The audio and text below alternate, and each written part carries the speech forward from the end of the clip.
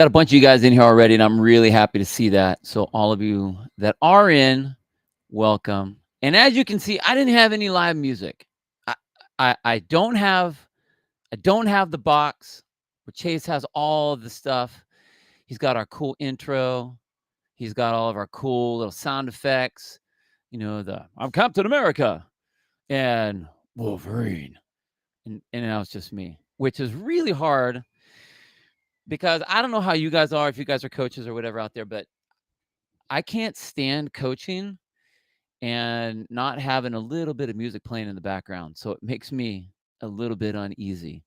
So I would normally have a little bit of music, or music to my ears would just be Chase's voice kind of doing his little news thing out there. But hey, we're coming off of the second week of the semifinals. The West Coast Classic went down. The Torian Pro went down. And at least as far as a fan goes, man, there were some really good races. Some really, really good races. And a lot of drama, too. A lot of drama. And I think that's one of the things that we'll be kind of talking about today is all the things that did happen. And yeah, Barclay, it is my soliloquy day. Thoughts by Bill. Anyway. All the people in the chat, Matt Burns, what's up? Corey Leonard, what's going on? Wex, Space Wolves, I got you, dude. Alyssa, hey. Sarah Cooper, hey. Nivi, what's up? Scott, what's going on? Glad you guys are here. I hope I get to do you guys right by hanging out here. Okay, so the thing with Chase. So Dallas, if you didn't know, Dallas got hit with some gnarly tornadoes over the weekend. My little brother, he actually lives out there. And, when we weren't able to go yesterday, I hit my brother up and I said, hey, man, I heard you guys got hit with some pretty gnarly tornadoes. And he's like, yeah, it was nuts. Like, we still have our power, but we woke up to, I guess they have like alarms that run through the city and, like an air horn letting everyone know that there's some danger going on. But they have all their power. So I'm glad they're doing okay. From what I heard from Chase, everyone's doing okay there too. He might hop in the chat just with some text because I think he's got cell service, but he doesn't have his power to be able to run the show. So I heard he's doing well. His family's doing well. Kind of shocked that they don't have power out there yet. So we know that everyone's doing okay out there, or at least that we know of. Hopefully everyone is safe and there wasn't too much damage to people's houses. I know there are a bunch of trees and stuff down, but that's kind of what happens in a tornado. Things are gnarly. Hey, and I think that's Chase right there in the chat because I didn't put that. So this is what's so weird. Like, I'm going to be able to write stuff in here and it might be me or it might be Chase. But if we put those in there, it'll be Chase. So Chase is in the chat. So the weekend was here. Okay, here's what I want you guys to do. First of all, I want you to put in the chat one word, how the second week of semifinals was to you. And that could be on the Torian Pro side. That could be on the West Coast Classic side. Throw it in the chat right now. Let me see what you guys have. One word, how it was for you. One word. Let's see what you guys can do. Come on, Matt. See what you guys, Matt. Wex. No, dude, Twisters doesn't count. You can't put Twisters in there. Can't put Twisters in there. Give me one word. While you guys are putting in your words, I'll give you my one word.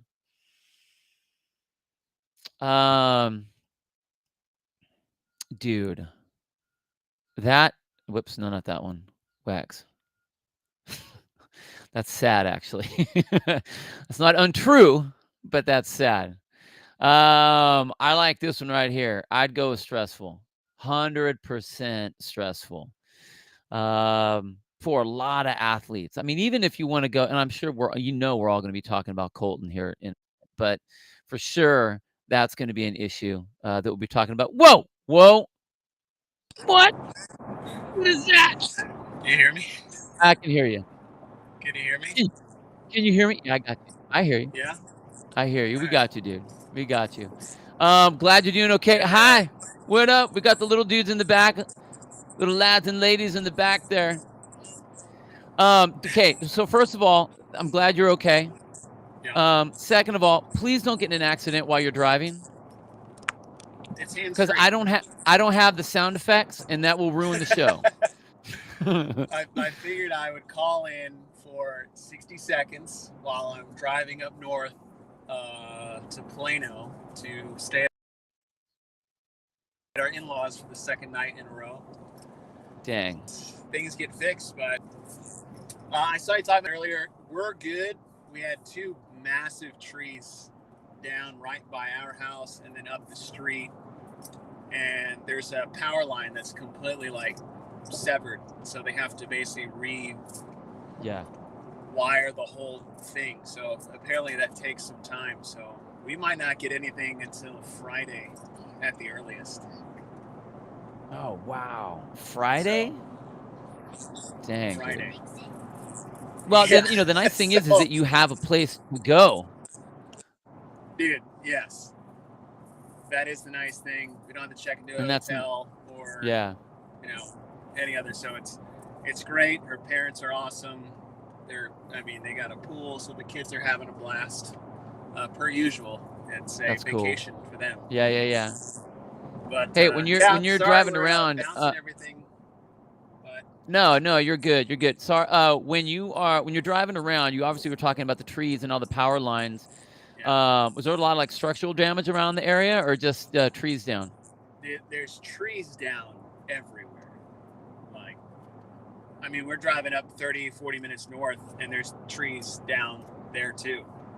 Oh man! But from what I've seen, barely any have like landed on a house or a car. Thankfully, one had like just kind of landed and touched our neighbor's car. It was the one that was right in front of our house. Yeah. And we went out. We're like, man, we're so glad it didn't hurt your car. We're like, we're not. We wanted to get rid of this damn car. I was like, listen, you want to slam it in reverse as hard as you can, we'll just say it fell on it. Doesn't that have to do with what do they have that insurance? It's like the God clause or something like that. They came out, they're like, oh man, we're like, we don't think there's any damage. You look okay. Like, no, we wanted it to land on this car, actually. So that was pretty funny. But I just wanted to call in, check in. Everybody, sorry we're bouncing around this week, but yeah, it might be Friday, so tomorrow's show might just be as entertaining as today's. Well, thanks for holding it down for us, dude. I'll see what kind of tap dancing I can do. Well, hey, you guys stay safe. Get up in Plano, get some protection, have some fun out in the pool, and we'll talk to you soon, dude. Hey, you guys want to say bye? Bye. Later, guys. All right.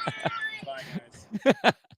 I did see John hop on there. Maybe he can hop back into the chat. I saw he's driving too. So, man, I tell you what, hopefully these guys don't get into accidents while we're trying to get on the show here.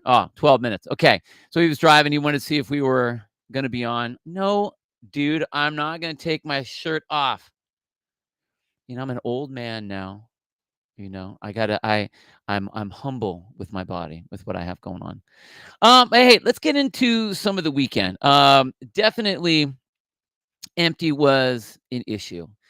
And what's crazy is I saw some of the in our little locker room chat. I saw some of the numbers that people were looking up as far as viewership goes, and I think the viewership that we had over Torian for the West Coast Classic was way higher. I want to say almost double what the Torian Pro had.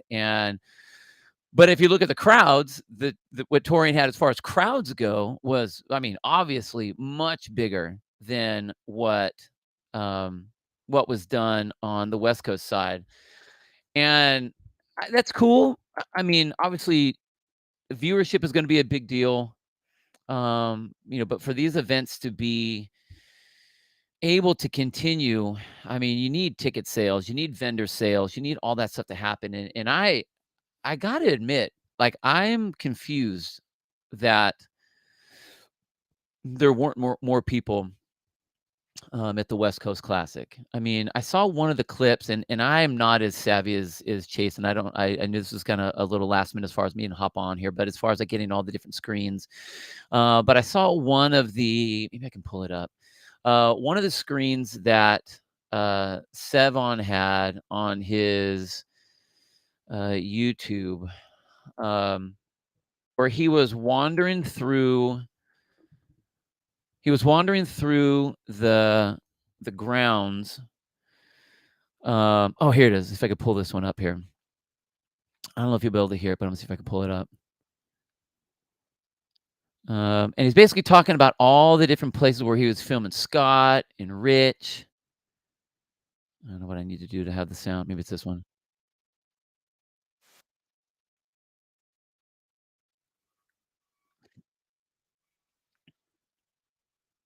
Pissing on the trees before the event.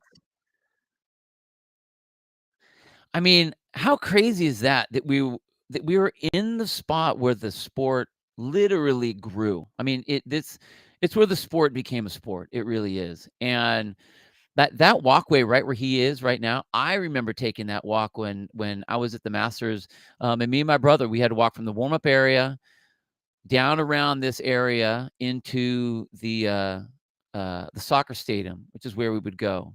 And like, just the nostalgia of that whole thing was just crazy. I mean, I'm surprised that there weren't people that didn't wanna see the hallowed ground of where the CrossFit sport was. I was watching, one of the shows with Hiller and Sevon, and Hiller made a point of saying, and he just kinda totally forgot about it, but he's like, "Man, this would be a great place to have the games, a great location to have the games." And he's right. It would be an amazing spot to have the games. That's why it was so good to have the games in that location. You had the tennis stadium, which was a step from the ranch to a very intimate setting, but a gargantuan setting. Um, I mean, the crowds, the fans were literally right next to all of their superheroes, as the sport grew at the tennis stadium. And then the soccer stadium, that just gave us this, like, kinda grandiose kinda look about it for sure. So it was really, really cool to be able to see that, and I'm just surprised that more people didn't want to take part in that. And I one of the things I was wondering is if has that been too far removed? I mean, we had, Carson, we had a year or 2, in Madison, and then COVID hit. And I really wonder if that kinda pulled everyone away from that experience to where they almost kinda forgot about what Carson was, and what we see it, we see flashes of it, but I wonder if they kinda forgot about it. Because it was, I mean, to your point here, Barclay, like, it was disheartening to see that. Like, that's our sport, that's our history. And when you watched the Torian, it was packed. I mean, packed. And honestly, I was jealous because for obviously, when you're looking for production, I mean, the athletes don't really care. I mean, they're out there, the music's playing, um, they're out there to compete. They're not there for the fans necessarily. They're there to make it to the game. So they're there for that. Uh, the fans that are there, they don't really care. They like that they get to see their athletes, and if there aren't a whole lot of crowds, it's fine for them because they can kinda move around. They don't feel, packed in or irritated by any of that kinda stuff. Um, but it's the people that are at home watching it, and it's confusing. Torian looked amazing. So, I tell you what, I don't know if it was a hyping thing, or if it's California or just the states are just we're just entitled. I mean, we've had the games, we've had the big show for so long that we just kind of expect it's going to be there. If it's, oh, we've already seen that, so maybe that's one of the issues. I don't really know. I do know that I don't think that financially that's going to be very sustainable for these events to be able to rent out all of that space and then try to make that work. That's going to be really, really tough. Um, so what's going to happen in the games? I don't know. I really hope that, for Fort Worth, that they're able to show that they're able to have, sell out everything that they need to sell out and take care of whatever they need to do financially to keep everything surviving. Um, I mean, Ryan, maybe you're right. Maybe it is dying in California. Or not dying in California, but it's just kind of old. I mean, I don't think it is.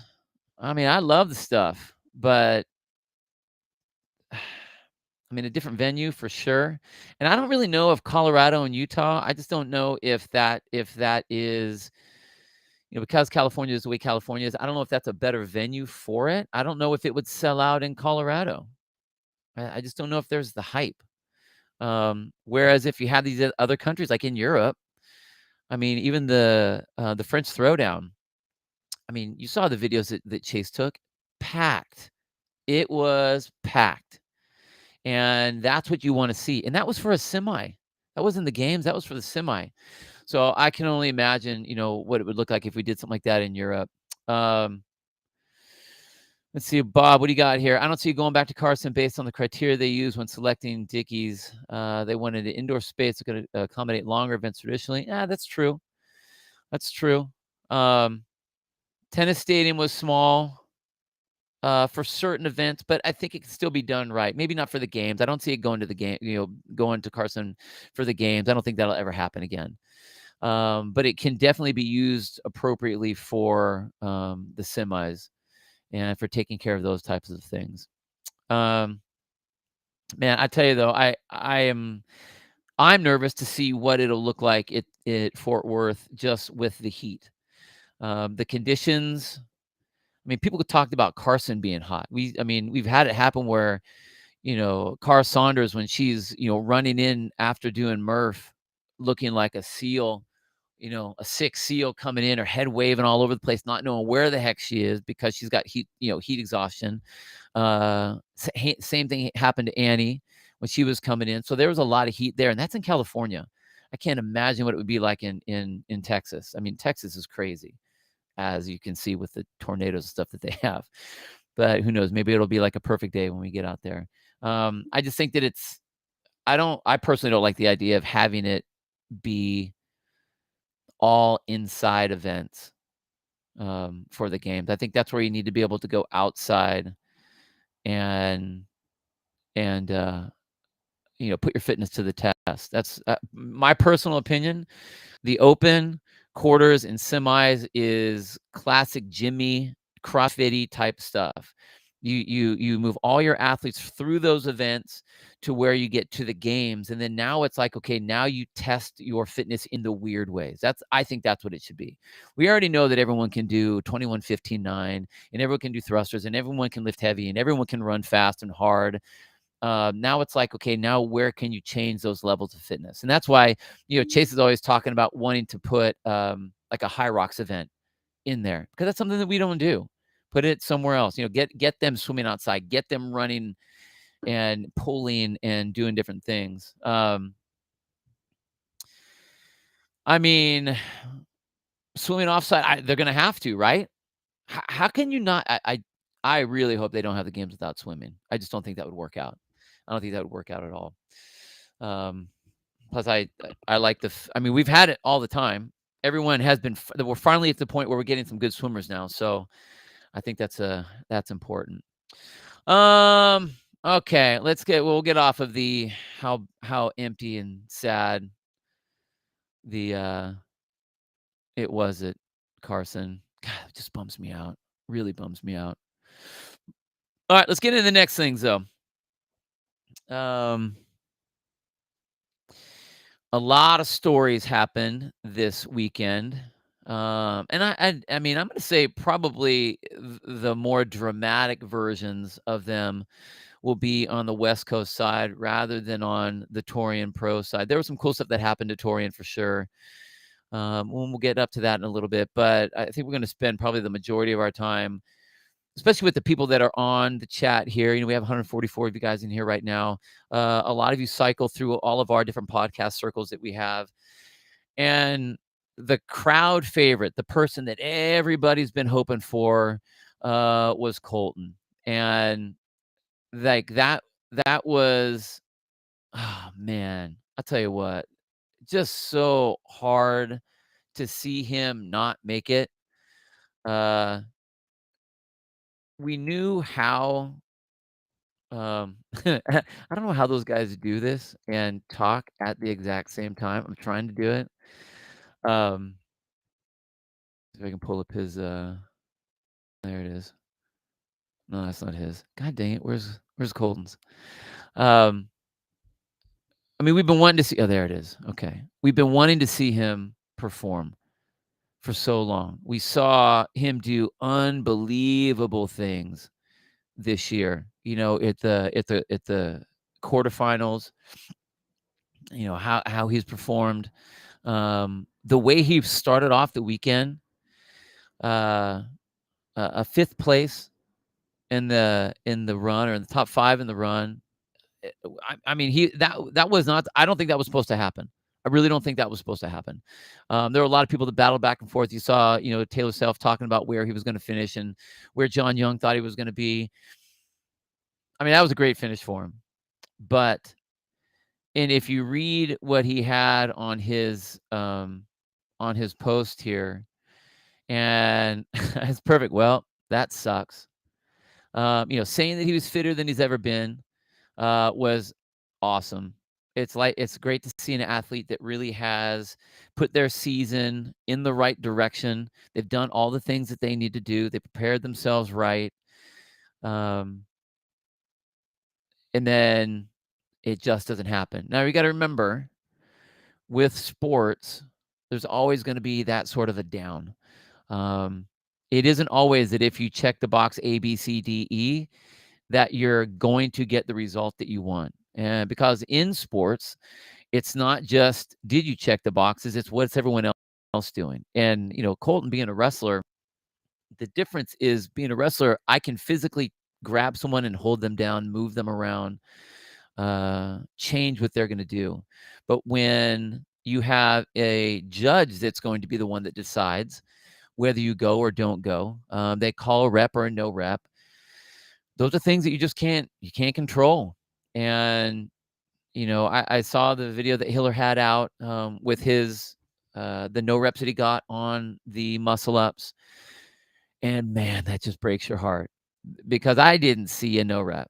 And we went back and we looked at him. But as an athlete, like, you don't have the choice. You have to hang out and deal with whatever you're given. And there were a bunch of us that got really bummed out. Hey, John, thanks for coming, dude. What's up, man? We're talking about Colton right now. The post that he had up on his Instagram, I thought was really, really well done. Did you get a chance to see it at all? Mm-hmm. Yeah, I've read the post. As an athlete, and I was telling everyone in the chat here that you prepare yourself the absolute best way you can. And there are going to be times when everything lines up perfect and the result is exactly the way that you want it to be. And there are some times where you're prepped perfect, you're the best you've ever been, and still things don't line up for you. I mean, you've talked to Colton quite a bit. Other than this, where do you think his head is coming off of something like this? I mean, I think he's in a good place. I think I think he said it in the post that his time on event 6 in testing, if he would have hit that time, he would have made it. He would have made it.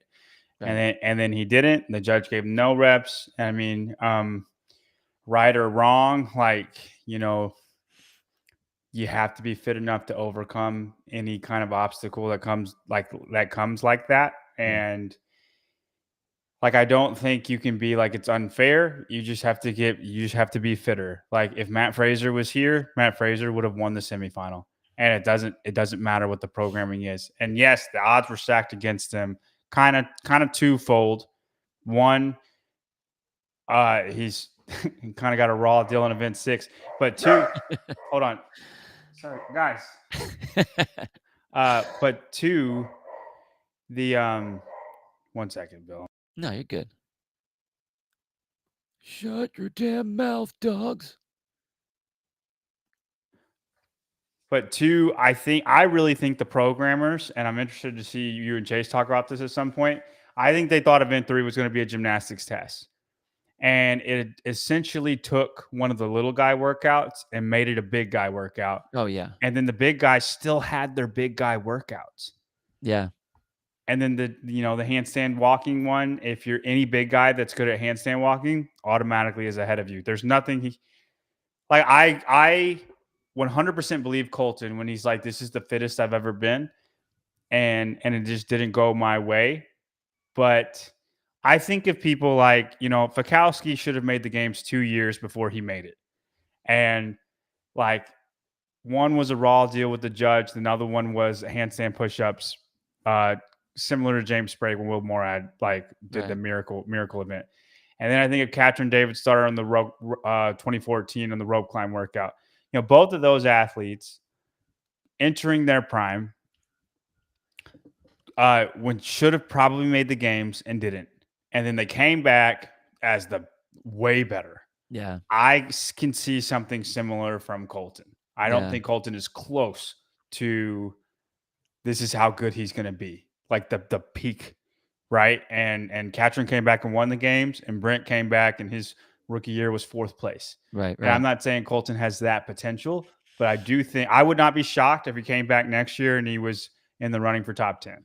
Well, I mean, one of the things that Colton said, even in one of the interviews, I think it was after the snatch interview, when he was asked, like, what's the difference this year? And he's like, I used to have kind of an anger management problem, and I really kind of subdued that. And this year I'm letting that angst out to where, like, I'm letting that fire come out a little bit. And if we see that sort of a jump, like, I mean, honestly, if you compare the last year's Colton to this year's Colton, Dude, with his run and with that snatch workout, like huge difference. massive. Right. And I want you to think that's in about 1 this. year. I want you to think about this. And like, this is what Colton is going to have to do. He's not there eventually. He's done an awesome job, but he's not there yet. Is that, for Matt Fraser to row a sub 3-minute 1K, like Matt Fraser is probably the greatest rower and biker that's under 5'6". In the world. Right. Like legitimately, because he has to be to even be in the running because he's so short. Right. Colton is going to have to do that. And I think he can be the best rower, biker, legless rope climber under 5'4", or 5'4" or under, you know what I'm saying? And that's not going to make him win those events. But like he comes 10th place in that legless rope climb workout. What do you think he's going to do for a whole event? You see what I'm saying? Like it's only going to tenfold his home run ability, which he already has. Yeah. And the fitter he gets, I 100% can see that happening. Like he's at such a disadvantage that should that hole get filled, which it's already filled way more than most people, but if it's overkill filled, the way Fraser had to do, then he's going to just win more event. Like it's going to jump him so high because he still has his advantages in his advantage workouts. Does that make sense? No, totally. But it's harder to get there. Well, you got to be the because he doesn't 5'4" guy ever in the world, ever history. Yeah. I mean, it is like it's one thing if you're a taller athlete, you can adjust your range of motion. Like I'm 6 foot. If I know that I'm doing wall balls, like I don't want to have the range of motion that a 5'4" person would have to do. So I'll widen my legs out a little bit because I don't have to worry about the height. The height is fine.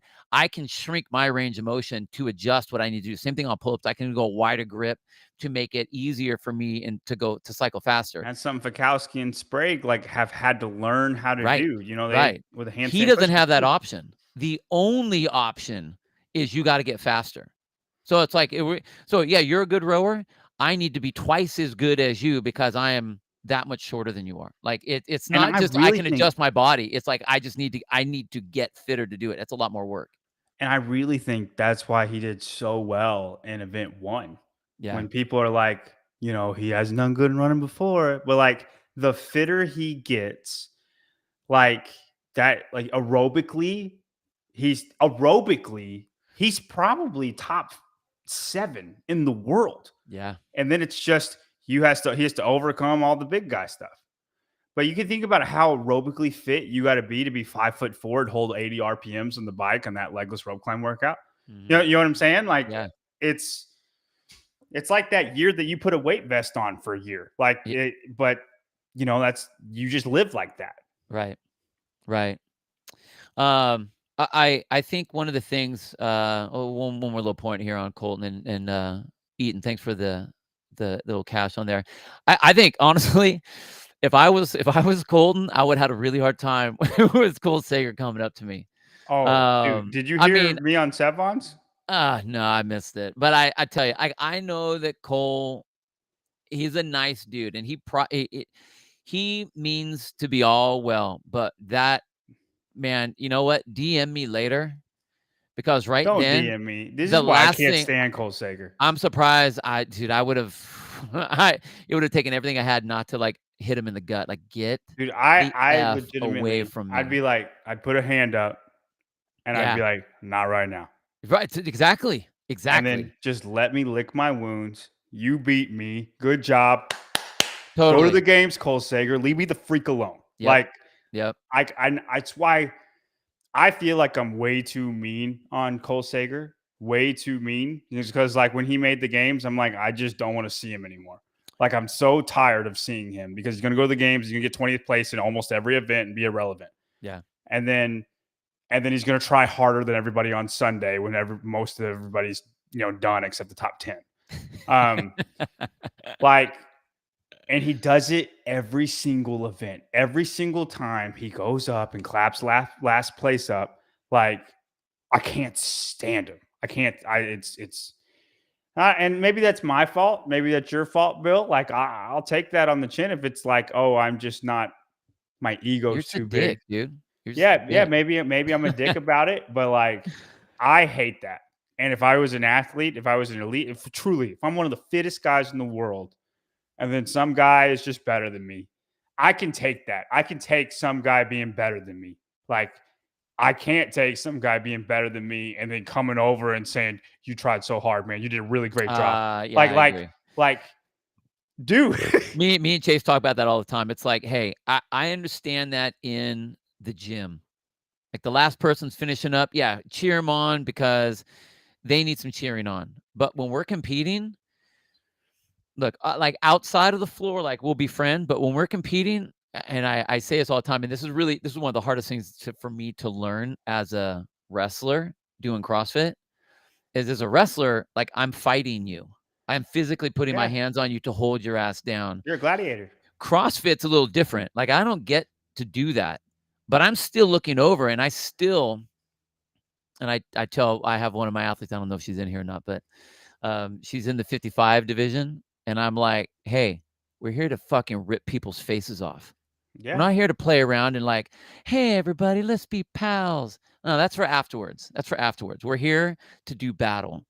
And so you're right. That's almost, I'm sure, like, Cole is how Cole is. And I don't think he's always been this way. So I don't think he's patronizing this way. But I do think that, okay, then respect. It's like, dude, respect that I don't want it. Right. Right. Stand down, dude. Stand down.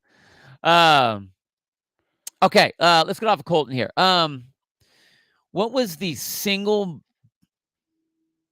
biggest thing you saw this weekend, you thought? And it could be Colton, maybe it was that.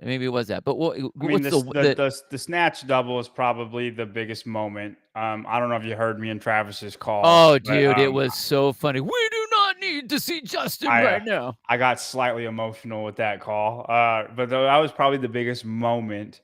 My biggest takeaway is probably 3 people, and that's Hattie Canyo, Chris Ibarra, and then James Sprague. Okay. It's just 3 people I did not expect to. I mean, I even picked Hattie Canyo to make it, but I picked her as my last spot, not to be first place through 5 events. Right. And I don't know if that's sustainable. I really don't. I'm probably not going to predict it until it happens at the games level. But like, she made a big name for herself. For people who don't know her, like, I just think that it was allow me to reintroduce myself type of deal, right? Because she's older. She's been to the semifinals 3 times, and she's just kind of been irrelevant, and now she's not. Chris Ibarra, new up and comer. Yeah. Like, He's been on the chart. He won the Monster Games last year.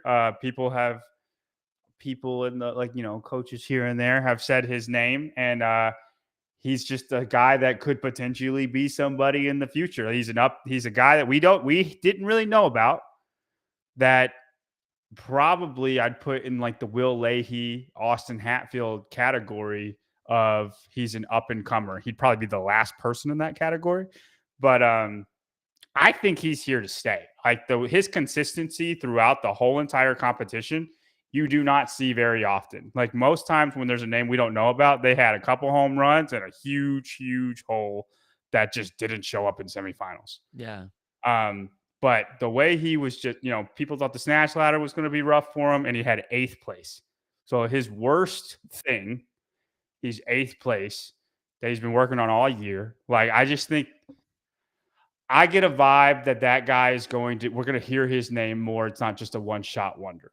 And then Sprague, I think he can be really good at the games. Seriously, he looked amazing at semis. Now, I do think it's a little bit of like Hopper the first year he made the games. Yeah. Not as much hype. Hopper won, and I'm pretty sure me and Brian predicted him to go second because we had no idea who he was, and he came out and then dick slapped Justin Medeiros. You know what I mean? Who just won. So like we had, that's probably just bad on us. But the way every single event was so great for him in that semifinal, I do think there's a little bit of that with James. Everything was amazing for him except the snatch ladder. But every event was really good for Brent Fikowski. Yeah, right. Snatch ladder. Hey, real fast. Thanks, Corey. You want to answer that, John? I'm super happy for him, man. What are you talking? Me and Brandon Luckett are good boys now. Yeah. You want to know what? I'll wear the shirt at the games. I plan on taking it, man. You should. The coolest thing that touch and go double by Colton was amazing because that was the jankiest setup for the second one, for that second rep. It's the ugliest touch and go 265 I've ever seen of all time, dude. Of all time. But the one that actually threw me, and it wasn't that I wasn't expecting her to do well, but Olivia Kerstetter on the snatch ladder, I mean, not just doing well, crushing the world. Yeah, truly one of the most dominating events that we've ever seen. Like in just event CrossFit history, that it was on. And I even talked to Tyler like where this would like rank, and that's what Z-Score is good for. It can tell you how dominating an event truly was. And I do think there's like merit to that. Like I love that we can look at that and know. You know what I mean? Yeah. Is Friendly Fran. Like is Friendly Fran with Fraser. It was that dominating. And what's crazy, this got a little bit overlooked. I was so high on Kelsey Keel in this event. I was like, guys, Kelsey Keel's going to win the snatch ladder. Like y'all don't understand. I know that she's going. And the reason why I said that was because I knew that she had sub 5 minutes, and that would be the world record time. And thus far, it is the second fastest time in the world.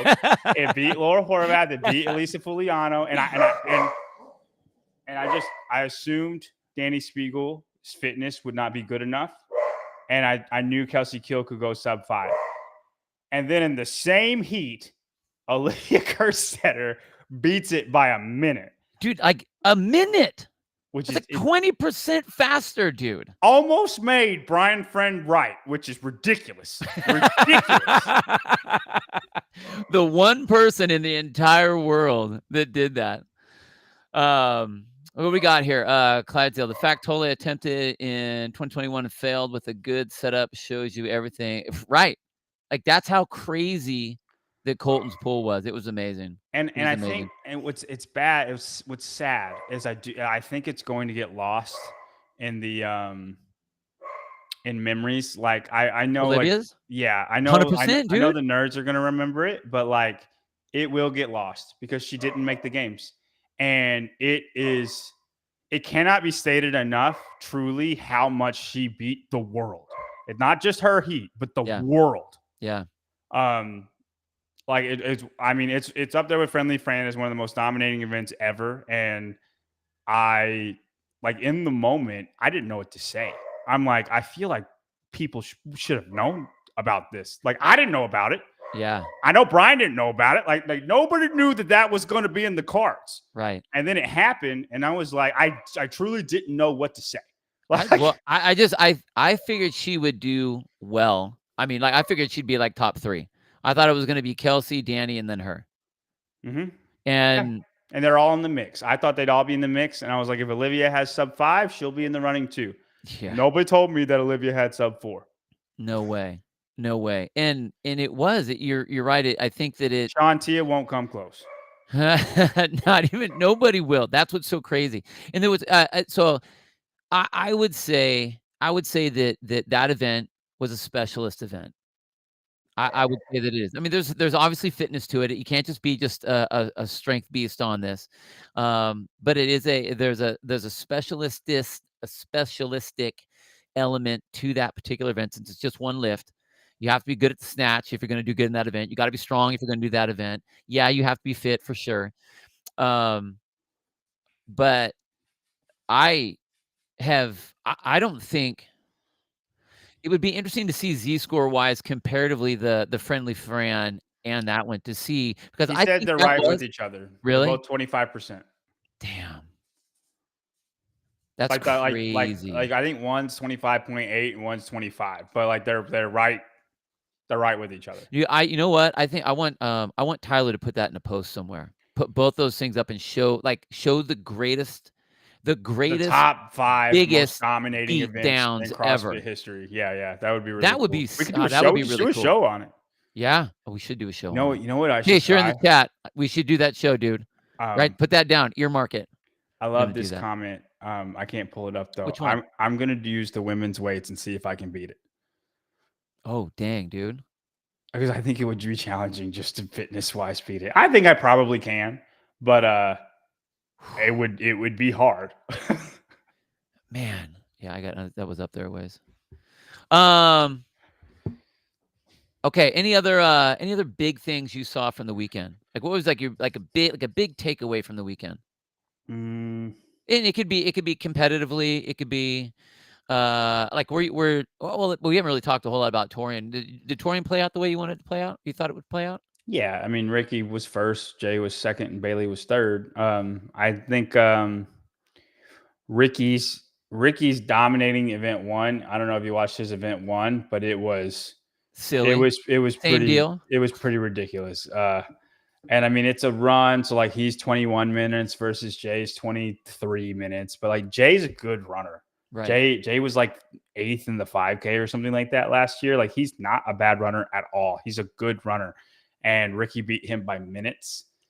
And I'm sorry, Bailey was second. Jay was third. And they had some really, really fun races. Yeah, they did. I was surprised Gracie ended up winning. Which Maddie won 4 events and still got second, but like the event she didn't win, she was 13th. Right. They like right now the Oceania women, the top women kind of suffer what South America is like. Like if you have one bad placement, nobody else is good enough to beat the top 3 in anything. Right. So it's, that 13th is all it takes for her to be second. Right. But what was from that one other than like Ricky's run? Was there any standout moments that you saw there? The handstand walk race was pretty legit. Have you seen it? Yeah. Yeah, between Bailey, Jay, and Ricky, and I believe Jay won the handstand walk race. But like they all 3 were just neck and neck, and then I think Ricky ended up beating Bailey by like a hair. But Bailey Martin was very impressive. He was much closer, but to the other 2, like further legitimizing his 13th rookie overall placement. I'll be interested to see if he can keep that up during the games. It's really hard to predict him to do that well again in the games because nobody saw it coming. Right. But he does it 2 years in a row. He's a little similar to Jay. Like, you don't think a lot of him, but man, he's consistent. Yeah, I do. I gotta say, I really like the fact that there weren't obstacles, there weren't ramps. It was just speed. Because there were some, it was unreal how fast Oh, dude, a people were takeaway going on their hands. I Unreal. I do have is I put this in the chat, is how agonizing close Tutor was to making it. Oh, I saw that. Like the 1 second thing. Dude, 2 different events, a handstand walk and a snatch ladder. Oh yeah, His on both of his best literally events. That's literally right. his greatest events. He needed to be 1 second faster and he On would either have one. made the games on either event. And he had a 10-foot, like he had a no rep where he had to go back 10 feet on the handstand walk. That's that. Justin Medeiros sprinted for his life and for no reason. Nobody was racing him at all. And he sprinted to the finish line and beat him by like 0.3 seconds in that workout. Tutor's, I didn't see Tutor's last event coming. I don't think anybody thought he was going to dominate that like that. It was very impressive, his last event. Like for everybody who's up in arms about Olivia Kerstetter, Tutor did the exact same thing. The last event was just so unexpected that we were a little bit baffled by it. And did you think he? I know you were really talking about his fitness level for the snatch. You know, people were wanting to pick him because he has a good snatch, but like you said that he doesn't have the fitness for it. I felt like if you talk about a location where he could have made up 1 second, man, he was taking that one so slow. There was so much. took a lot of rest. Very conservative on that one. Way more than I thought he needed to. For a guy that snatches 325, that's like the most conservative pace I've ever seen. Yeah. And honestly, like he could have pushed that and even failed a rep at 265 and then just got frustrated and did it again and would have still been faster. Right. Yeah, there's not a lot to explain it. And I mean, if he was fitter, he would have been better on the handstand walk. We know he runs. I still think he's faster than Cole Graysaber on his hands, straight line speed. I think Cole Graysaber just rose 10 seconds faster. Like Cole was crazy, man. Like he was obviously super fast on his hands. He looked so relaxed on the row. He's a big guy. He's a big guy. I mean, yeah, and it was interesting the conversations before that where Taylor was talking about like you're not respecting that guy's ass. You're not respecting the size of that guy's butt. For the drive that he's going to have on that thing. And I tell you what, to give Taylor credit, yeah, he was ripping that cable and looked like he was rowing a 205. It was crazy. Tutor, I know Sevon or Tutor's coach got mad about me and Tyler because I've badmouthed Tutor on the spin like a ridiculous amount. And he said like Tutor's better than you think he is. I will not take Tutor seriously until that 30-second on the run is a sub 20. Until you're like 18th. And then I know Tutor is fitter. But until he can do that, he's just not fit enough to show his strengths. Right. And he has otherworldly strengths. It does not matter if you are not fit enough. Take it from somebody who knows. It doesn't matter what you can do. Strength will only take you so far. You know, got to be able to utilize it. You know, the right version of handstand push-up, I would argue I'm elite at too. And it just doesn't matter unless you're fit enough to show it. Yeah. Howard John's vocal cords. Does he have another long weekend in him? How much caffeine will be consumed? Well, luckily, these shows should be a couple hours earlier. The lateness of the shows is what was killing me because they're in Pacific time, and so we'd get done and it'd be midnight for me, and I have to wake up at 5:30 to coach at my gym. And it was ridiculous. I'd come home and I'd take a nap and I wouldn't eat anything. It was just that's rough. I could talk forever though. It's so fun. The one that I really liked from the Torian was Alethea Boone. The last event, the final event, she's on the bike does okay on the bike, nothing crazy, just does okay. Squeaks out 15 unbroken muscle ups, grabs those dumbbells, and just walks her way, right? Doesn't put those things down. And I'm like, Mhm. God dang it. That was so badass. And she just looks like, what I loved about it was like nonchalant, you know? Like we've seen Alethea for a long time. She's been around a long time. And she's just over there in You her could tell lane. she did that event in practice and like, yeah, that's gonna be a good one. Yeah. Like, you know what I mean? Right. Like when you do it in practice, like, dude, I'm not tired at all. Like Yeah. it's Well, I mean, the people that didn't look tired were built like they weren't going to be tired. Like you look at someone like Jake Douglas, like the guy looks like a goddamn superhero, you know. And so Mhm. when he walked across and standing there at the end, puts the dumbbells down, or who did it in France? Uh, uh, Victor Hoffer did it, was pretty good. no, Heinrich Kapalainen is who you're talking about. Habakkuk, yeah. Henrik stands there and kind of looks at the crowd, kind of gives a little nod either way. Like I thought that's they what have a Sam Quant was particular going to look. do in this workout. I thought he'd do exactly what Heinrich Kapalainen did, and he didn't. And I'm like, gosh dang it, Sam. Yeah, but that woman, that was, I thought it was exciting to watch the Torian, I think, for the show. I mean, the races were good. Crowd was way better. The crowd was fun. Now, let me ask you this, and this is kind of off the topic of some of the exciting things we're talking about here, but does it change your view as an online viewer to see the race with people behind them or to see the race without anyone behind them? Does it all of a sudden make it seem like it's a bigger race or less exciting? Yeah, I Or think it feels like a bigger deal for sure. Like if you were watching Torian at all, I did, yeah. like the second like Ricky, Bailey, and Jay got up to the rower at the same time, and they knew it was going to be a race, and they all handstand walked on a freaking handstand walk. Yeah. You could hear the crowd rise and like noise, Yeah. and then all the way up to the finish line, and that gets you hyped. You know what I mean? The when Julia Hannaford went touch and go on her snatch, and everybody yelled for her. When Jake Douglas went 535 on his snatch ladder, Alethea Boone when she's lunging down with the dumbbells, like the crowd raises in noise, and like those moments are the best moments.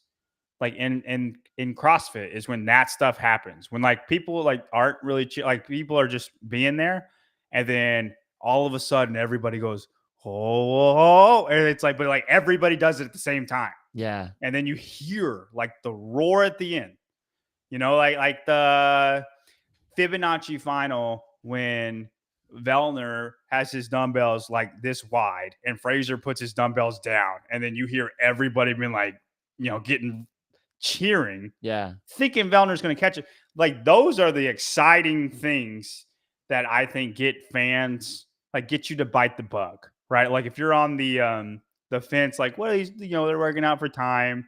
I get CrossFit, but then you start picking favorites. Like I really want that guy to win. And then whenever he gets, you know, those close moments and the crowd raises in noise, like it makes those moments where if you're watching it and it's just an empty stadium, it just feels empty. Like, you know what I mean? I mean, I know that we see that. I know that we will look out there and see that.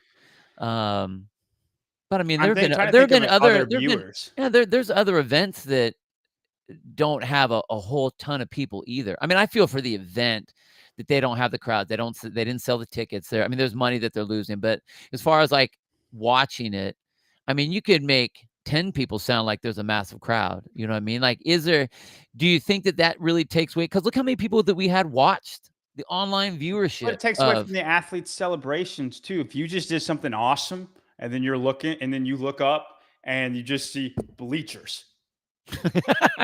You're not I'm trying to be nice here, dude. I'm trying to figure out a way it can still work. I freaking did that. Like you're not yelling, you're not doing nothing. You know what I mean? But when the whole crowd is all yelling at you, that's when you get the Josh Bridges flexed up, you know, like completing the clean ladder that he has no business completing in, about breaks his elbows to do it. But you know what I mean? That's when you get those moments. And I think that is a part of it. And it's sad that it wasn't at the West Coast. Do you know why? Do I know why? Yeah, I'm asking. I don't know what. Yeah, we were talking about how it's kind of soliloquying, as Barclay was talking about. Talking about why I think it happened like that in California. I think it's just we've just seen it too much. I think that like it's, and I don't mean that in a bad way, but like it's not an exciting, like brand new thing for us to go see. It's like, well, I saw the games 4 times down there. I don't need to go again. I think I personally think that's what it is. And I also think that there was the COVID time where there are a lot of people that, like, if you've been in CrossFit now for 5 years, you weren't at Carson. You know what I mean? Like that was like, it's like the ranch. It's like, well, I didn't see the games at the ranch, but so what? That's the old thing. It's the only thing I could think of. Like I'm bummed I think for they were West protesting. Coast. They took out the berm, so everybody protested and was like, "We're not gonna go then."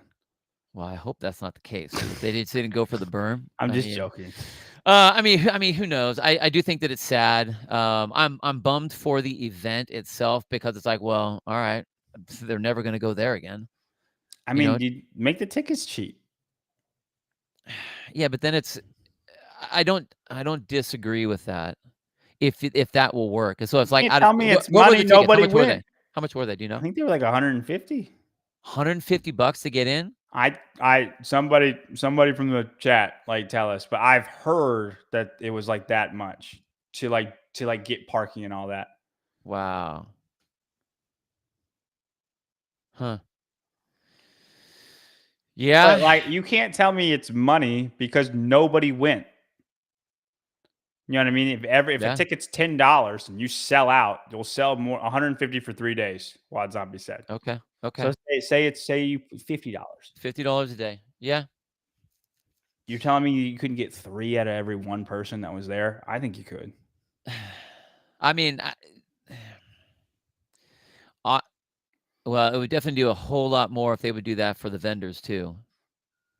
So that they could be. I feel bad for the vendors, dude. I felt bad for everyone that was there. I felt bad for the whole experience, dude. The fittest experience had more people. Yeah, and I promise you, I'm competing at the fittest experience. Like, it's nobody. Like, there ain't you know what I mean? Like, but like, that's the level. That's the level. Right. Is my level, and there were more people there to watch that, and it literally is just like, parents and family and friends from the gym. Like that's it.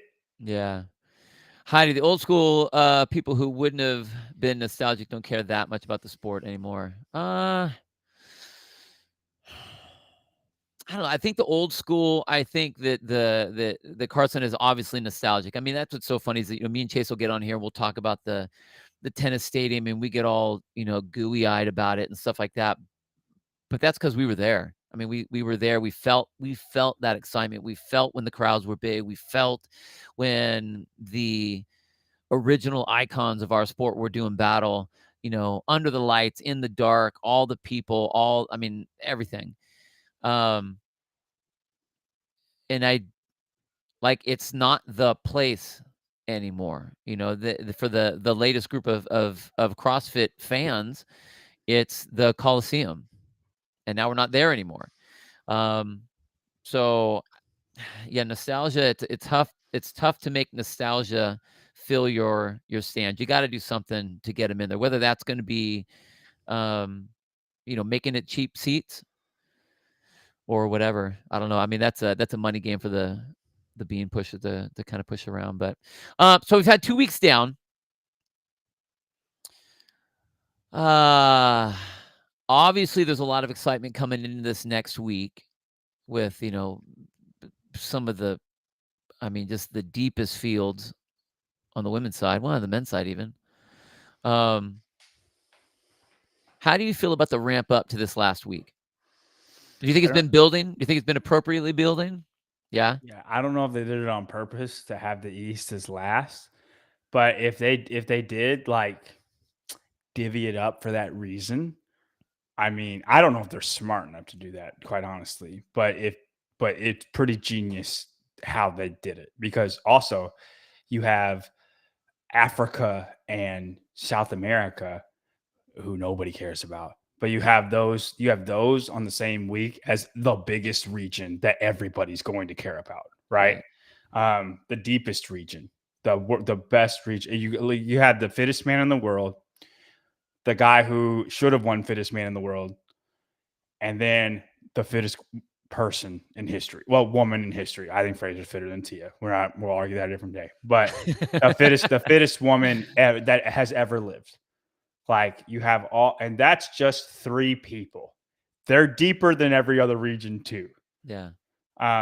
So yeah, I think the way they have set it out, has been pretty great. You could compare Europe and North America West. I think you can compare those two. I think Europe's a little bit, or North America West is probably like top heavy, and then the bottom people for Europe might be a little bit better. Like, but you can compare those 2 regions. But yet Oceania, who people do care about, also on the second week, and then Asia was the first, right? So like match with Europe. So yeah, I feel like it's been building. I think it's awesome. I think there's going to be a lot of storylines.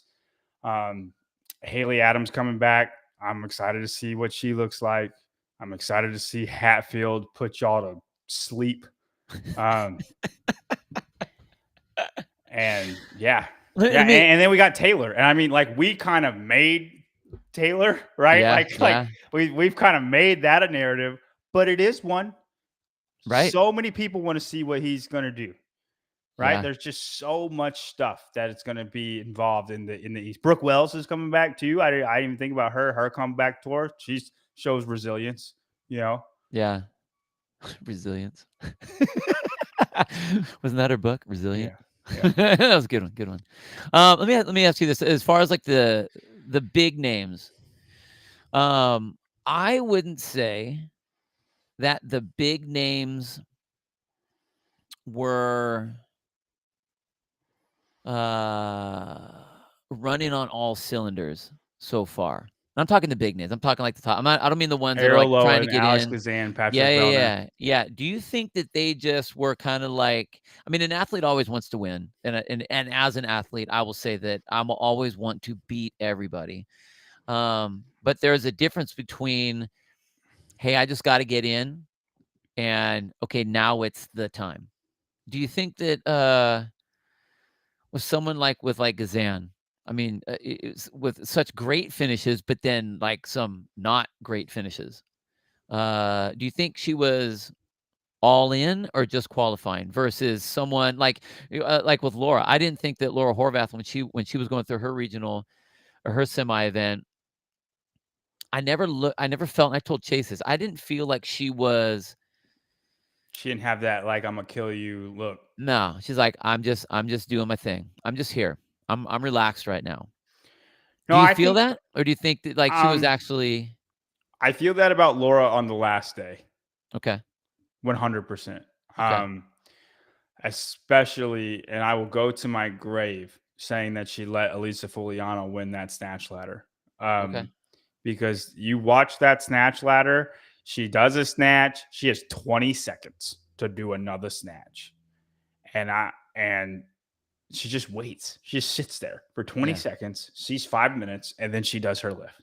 And then the last event, she could coast to second place on that event. That's an event she should dominate. Nobody should come close to her. Right. She should Olivia Kerstetter that event, and she didn't.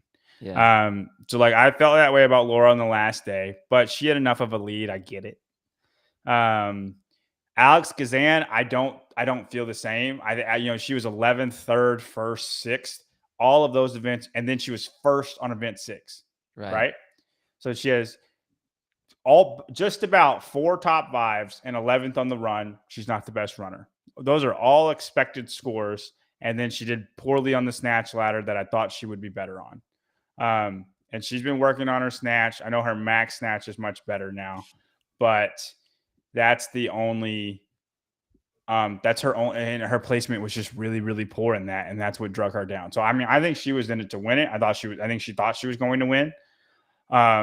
Ariel Lowen, I don't think had a very good weekend. Right. I know. And honestly, Vellner's the same way. Vellner was in first place the whole time. And then he was really, really bad at the snatch ladder. and then Justin Medeiros is his way to victory after that. Like it played out how the 2021 CrossFit Games played out. Wow. When they were lunging, I was like, wow. Yeah, Been here before. Mm-hmm. Been it here literally before, played guys. out like that. Yeah. So like those two, I think one event went really poorly, and then the others they were trying to win. You know, you watch Vellner on that run, he wanted to make a statement. He had the backwards hat on, the big red hat, so everybody knew where he was. He knew the camera view was retarded because CrossFit can't stream event 1. Right? And he goes, I'm gonna wear a red hat. That way everybody knows where I am. Right? Like he wanted to make a statement. I truly think he thought he wanted to go. He went to win it. And he just was very poor, executed very poorly on the snatch ladder. And then other than that, those are the only big names. Yonakoski, we think, was sick. And then that's what Chase was saying. Yeah. So like I do think the big names have underperformed, but I don't think it was because they didn't care. Yeah. What do you think we'll see? I mean, obviously with the deep fields that we have this weekend coming up, do you think Tia's going to just kind of do whatever she needs to do, or is she going to be like, no, I'm going to games you right now? Yeah, I think nobody will question who's going to win after this semifinals, who's going to win the games. I think after this semifinals, everybody will be like, yeah, it's Tia and everybody else. Like honestly, they'll be sick of it because I think Tia is going to win so easily that it's like there's no point now that anybody going. Like she's that much better. How many events do you think she's going to win? 5. Whoa, shit, 5? I think she'll win at least 4. And I wouldn't put it past her to win 5. Do you think she's going to beat Haley on that run event? That's one of the ones that. So I think Danielle Brandon will win the handstand walk event. Okay. And I think Haley has a shot on event 1. I would pick Tia, but I think Haley has a shot. Everything else, I think Tia will win. Wow. I'm trying to think of all the other. And unlike Laura, Tia will have killer instinct. She will be like, no, I'm going to win everything. I kind of feel like she's not going to do that. Because I feel like she's kind of played the open, played the quarters. Here she's going to, I mean, we saw her in Rogue and she was, I was really won quarters. Huh? She got a penalty. Without the penalty, she was first in quarters. I know. But worldwide. Still got a penalty, whatever. But I don't feel like she's been trying to make the statement that normally I think she would do. Oh, I want to see it at the games. I don't disagree with you. I think she will make that statement here. That'll be interesting. Because hers is her first live competition since Rogue, right? Yeah. And in Rogue, she wanted to make a statement in Rogue. She wanted to win Rogue with all of her heart. But unfortunately for her, she had a baby 5 months before that. Unfortunately for her. Come on, man. It's all about Willow. 1 point short for every month that baby's been born. No, I think she'll want to make a statement here. I think I wouldn't be shocked if she tries to Colton Mertens it when she wins events. Like she wins an event and then just walks off. Like, yeah, y'all know. Like this should have been expected. Or it looks like she's not breathing heavy. Like I wouldn't be shocked if she does stuff like that. Yeah. Or Cole Sager it to second place. Either that or you know how like our Fraser would do this too. Like he would win an event. Like some events you win and you yell and flex and it's great. Sometimes, and only like really good people can do this, where it's like it's so convincing that like you win the event and then you just walk off like you didn't do anything. And Colton does it every time he wins. But Fraser would do it a couple times. The first ranch run, you remember the first ranch run? Yeah. He made an effort not to breathe. Yep. Like and just go. You know what I mean? But I trust me, he was breathing heavy on the inside. And I think I could see Tia doing the same thing. I really, really, really can. It'll be interesting. Do you think the crowds will be there? Are you going to be there? I will not be there. I do think Syndicate will be bigger than West Coast. Yeah. I'm hoping for... Hard not to be. I'm hoping for what... The backwards thing is that the commercials that we were all pushing had the massive crowd of the Carson, and then it was like, whoa, Yeah. like nobody in the stands for the Syndicate's all silent, and if it flip-flops where it was silent laughter at Carson and like the massive crowd at the Syndicate, that'll be pretty funny. But I'm looking forward to the weekend, man. There's going to be a lot of good stories. There's a my lot of good gosh, storylines. a I mean, lot. like, and looking past Tia, I'm really, really, really excited to watch the race for second, because I think there's the next tier down. Like, let's just put Tia aside. Then you have a tier of 3 girls that are all potentially top 5 at the games. Like, you have Emma Lawson, Danielle Brandon, and Alexis Raptis. And I think it's going to be a battle for like the shakeout of those 3 names. Yeah. And that's going to be exciting. Yeah, Chase put this up here. It'll be interesting to see what it looks like after the 3rd week, seeing how people are playing out. But from your initial look of the programming, from when we first got it to now, is it playing out the way you thought? Or do you still feel like there are some holes that are missing? I know that they're on one of the post shows that Sevon did, and JR was talking about it. He was saying that he felt like there was still a couple things missing, and that's why you have some of the athletes that have either high places and then they have a really low place, to where the programming isn't calling out enough things yet. What do you think about that? Can you put Sarah's comment up real quick? Where was it? That's at the top. This one? Yeah. Sarah, absolutely. I'm just going to be on repeat all week. Hopefully different conversation comes up. But if we talk about Tia and somebody asks me about Tia, I'm going to say the exact same thing because it's true. I'm not going to say anything different. Get to the program. What do you feel about the program so far? Is it showing what it needs to show, or are we missing something? I think for the women, it's fine. And then I think for the men, I really think Boz thought it was going to be a gymnastics test. So we're talking all about that one event. Was that 3? Yeah, that one event I think skews everything. And like you could say event 3 or event 6. Like you can make it event 6 if you want to.